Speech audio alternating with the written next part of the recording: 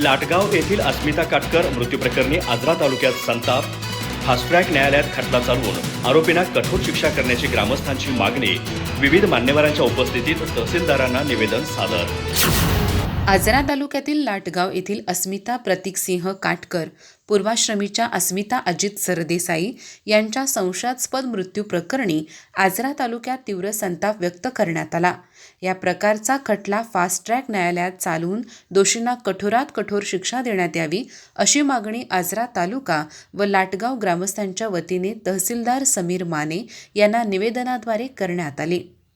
निवेदनात म्हटले आहे की 12 जुलै 2026 रोजी अस्मिता काटकर यांचा संशयास्पद मृत्यू झाला।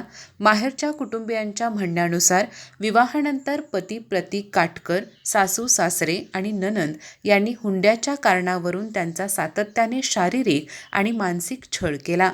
सततची मारहाण, अपमानास्पद वागणूक आणि मानसिक त्रासाबाबत अस्मिता यांनी वारंवार माहेरच्या कुटुंबियांकडे तक्रार केल्याचा दावा निवेदनात करण्यात आला आहे।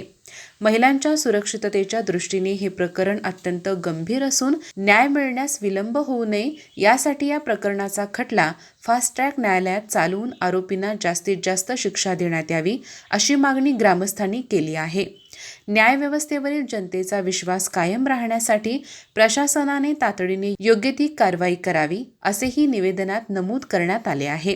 या संदर्भातील निवेदन पालकमंत्री कोल्हापूर, जिल्हाधिकारी भुदरगड, उपविभागीय अधिकारी, महाराष्ट्र राज्याच्या महिला व बाल विकास मंत्री तसेच राज्य महिला आयोग यांनाही पाठवण्यात आले आहे।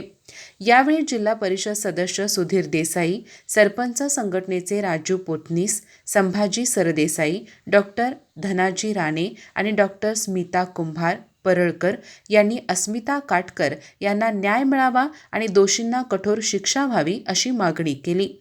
निवेदन देताना उपसभापती यशोदा पवार, आजरा साखर कारखान्याचे संचालक सुभाष देसाई, मनीषा देसाई, माजी सभापती रचना होलम, माजी नगराध्यक्षा ज्योत्स्ना चराटी, अभिषेक शिंपी, जनार्दन टोपले, रणजित सरदेसाई, नंदकुमार सरदेसाई, मराठा महासंघाचे मारुती मोरे, अनिरुद्ध केसरकर, GM पाटील, उदय सरदेसाई, दत्तात्रय मोहिते, सुधीर सुपल, बापू निउंगरे, अमानुल्ला आगलावे, वामन सुतार, संदेश दळवी, भारती डेळेकर, कल्याणी सरदेसाई, संदीप सरदेसाई, प्रताप सरदेसाई, विलास पाटील, गौरव देशपांडे, CD सरदेसाई, संतोष चौगले यांच्यासह आजरा तालुक्यातील अनेक ग्रामस्थ उपस्थित होते। अधिक माहिती आणि ताज्या घडामोडींसाठी आजच आमचे चॅनल सबस्क्राइब करा।